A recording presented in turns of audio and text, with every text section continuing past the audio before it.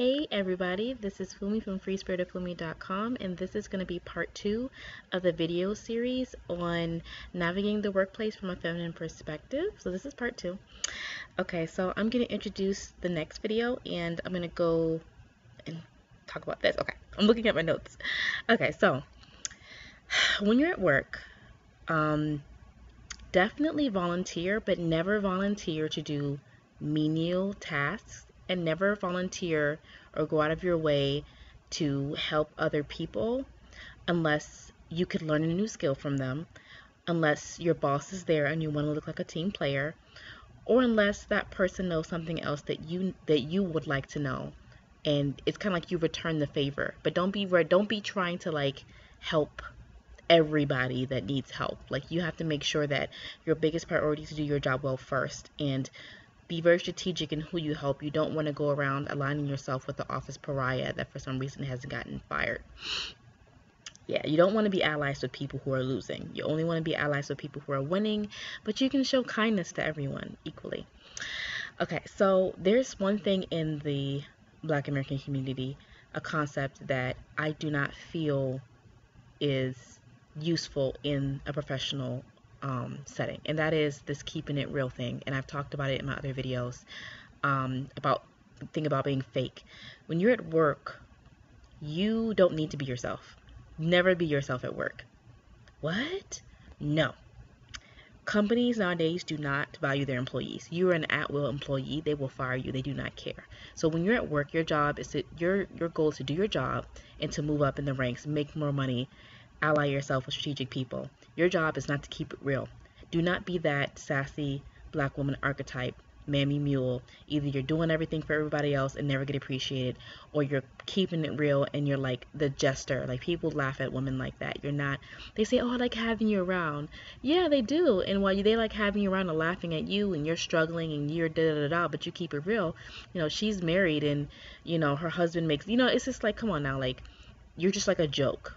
You're like a joke. You're like entertainment to other women, even Black women. So it's not about being fake at work. It's about being professional. Erase fake and fakeness. Try not even to say it. I try not even to say that word anymore.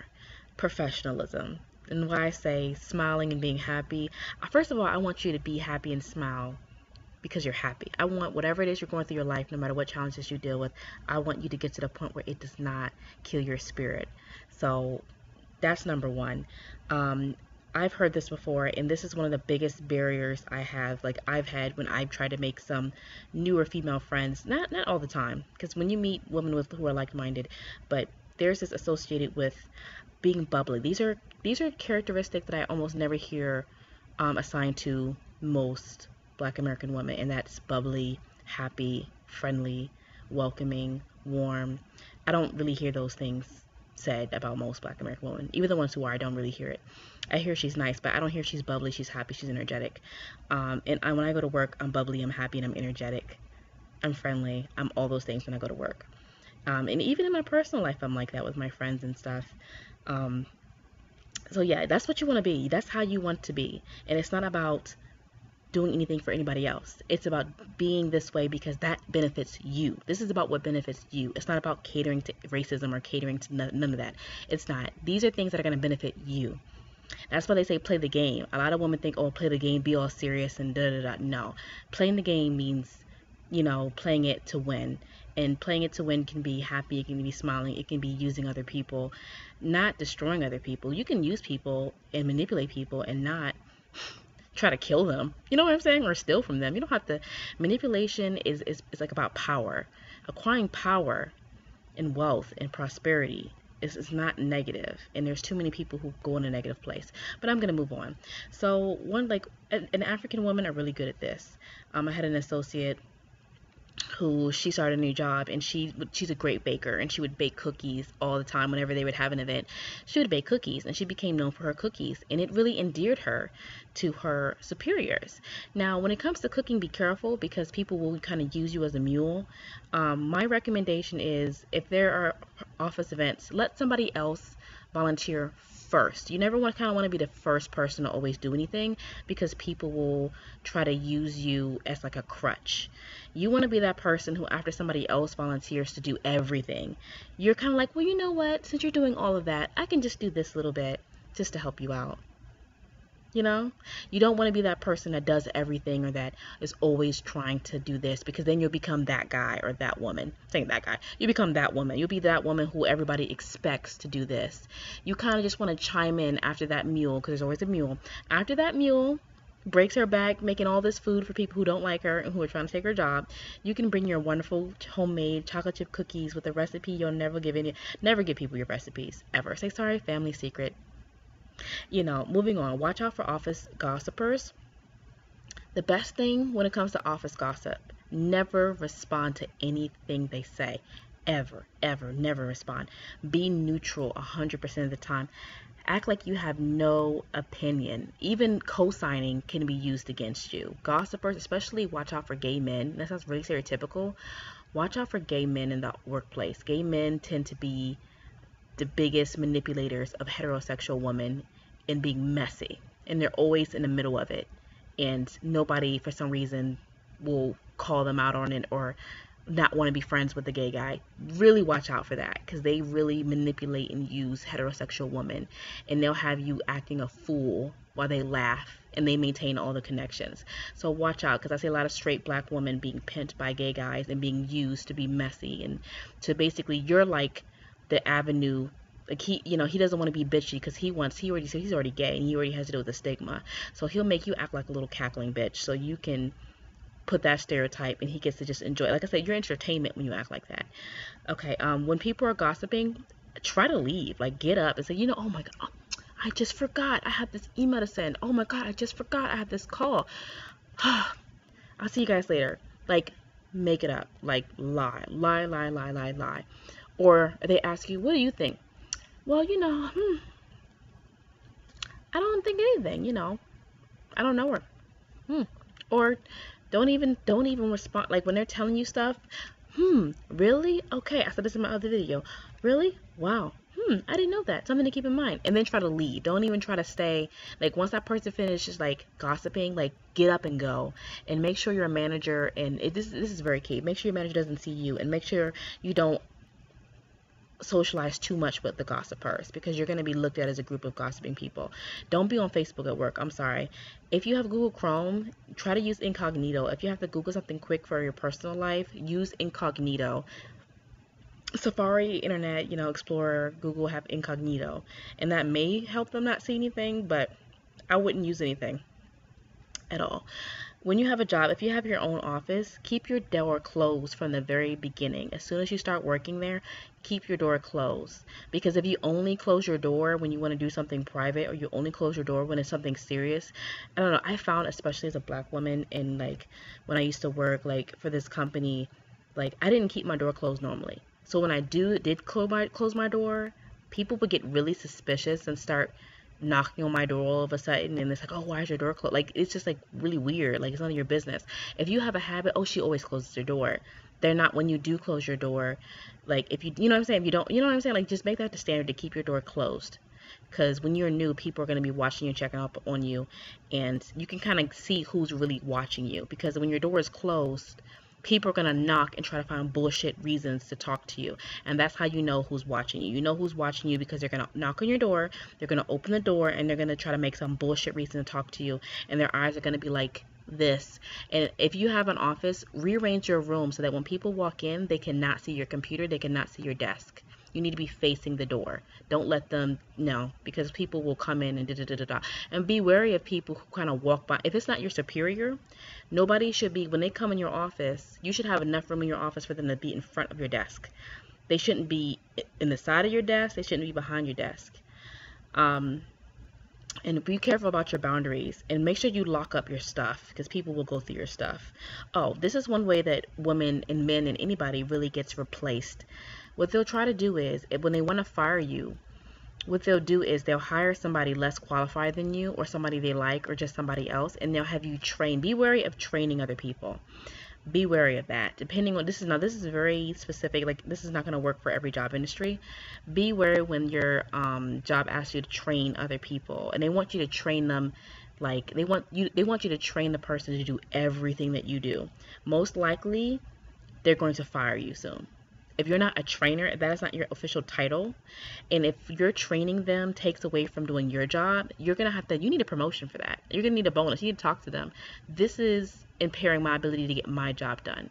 So if I'm going to be doing double the work, I'm gonna need to get a promotion, or I'm gonna need a new title. I'm gonna need a promotion, and I'm gonna need more money, because this is, not because it's outside your job position, because you got to make it seem like this is hurting my ability to perform well for this company. Okay, sexual harassment in the workplace. Okay. When the sexual harassment occurs, be very clear that it is unwanted, naturally. Don't smile and freeze up and like, tell them straight up, no, don't, and let them know I'm going to report you.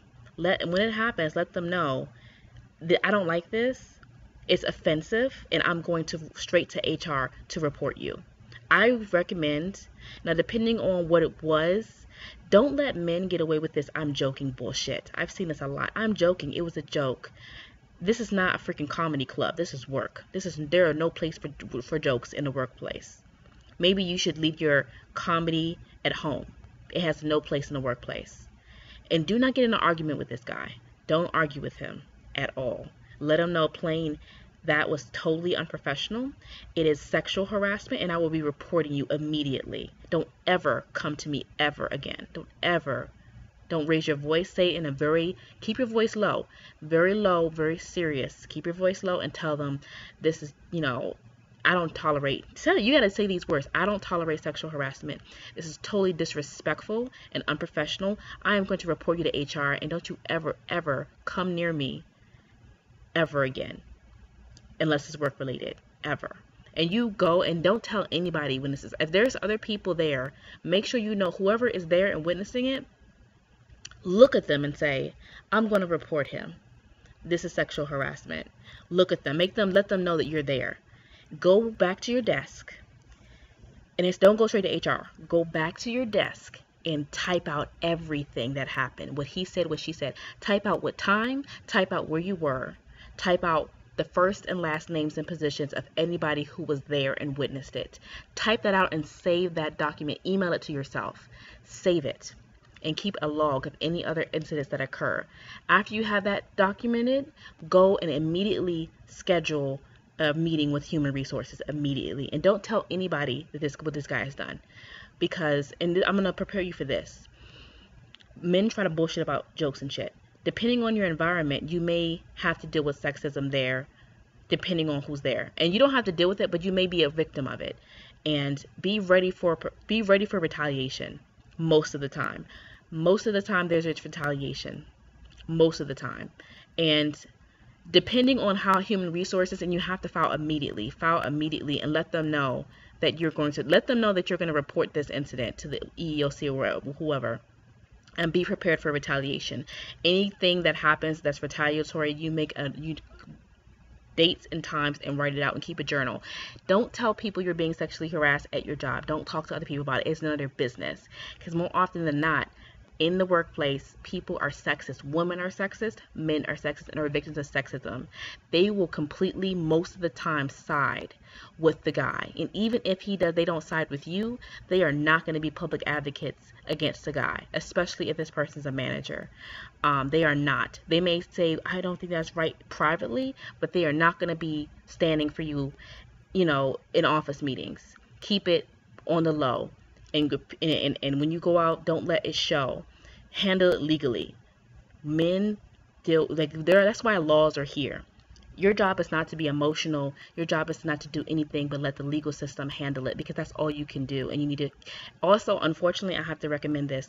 Start looking for another job depending on if he gets punished. If he does not get, if there is no, if you don't like the way this investigation goes, or if you can tell nothing's going to be done about it, you need to immediately start looking for other jobs. Start looking for other jobs or transfer within the company. And don't tell anybody.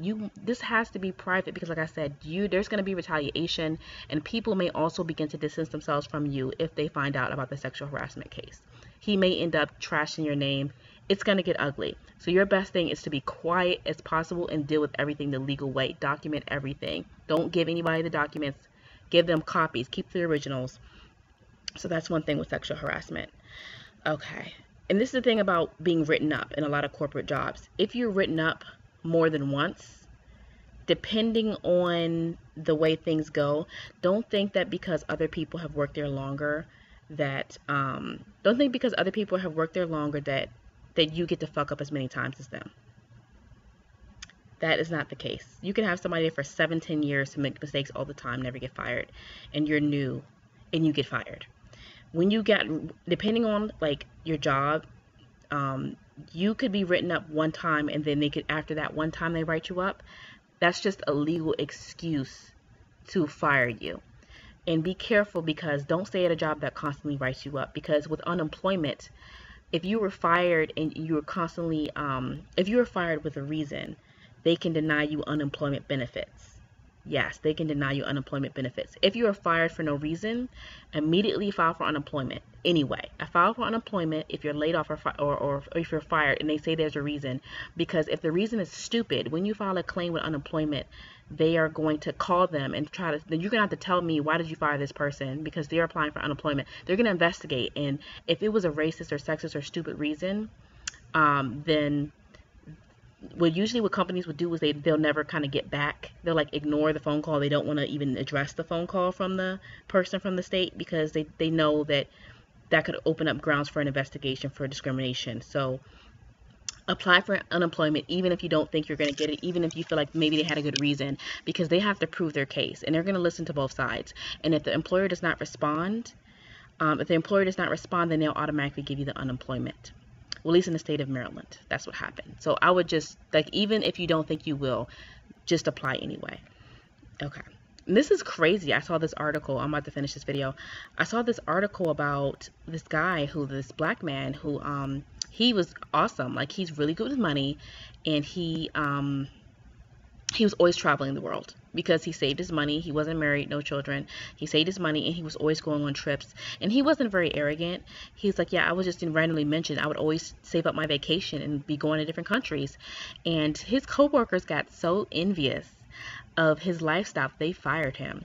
So you got to be really careful not to brag or tell people the good things that happen to you. A lot of people hate their job. Even if their lives are great, they hate their job. So when they go to a job they hate and they hear you like, yeah, I just went to the Poconos, I just went to, Cancun, people will resent you, and it could even be your boss. And it's like, when you're constantly living well and people know it, even if they live just as well, it's like, don't tell people your business. So this is my 2-part video series. I didn't have that much to say. Well, I have a lot to say, but there probably are more things I could say. But like I said, right now, for the most part, I'm like a housewife. So in the future, I probably could go back to work professionally or work professionally. But at this moment, I'm not working, I'm just at home. So maybe if I were in corporate America right now, I would be able to really give more strategic advice to another level, even past this, because I've just seen more. So for you ladies who are in corporate America, who have seen the tricks, who know some ways to deal with competition in the workplace, feel free to comment on this video and leave your stories, not your negative stories, but leave strategic tips for women. I don't want to harp on the negative. Leave strategic tips based off of lessons you've learned for women in the comments. So we can learn, you know what I'm saying? So that's about it. And I did incorporate some things on femininity, and this is just my definition by my means, like, you don't have to agree, So I'm going to do some more videos probably in a couple days. Definitely go to my page on Facebook, Black Women Moving On, and I just posted a thread where I'm asking people, what videos do you want me to do, like what topics. So feel free to go to Black Women Moving On Facebook and respond to that post and tell me what it is you would like me to talk about next. So bye.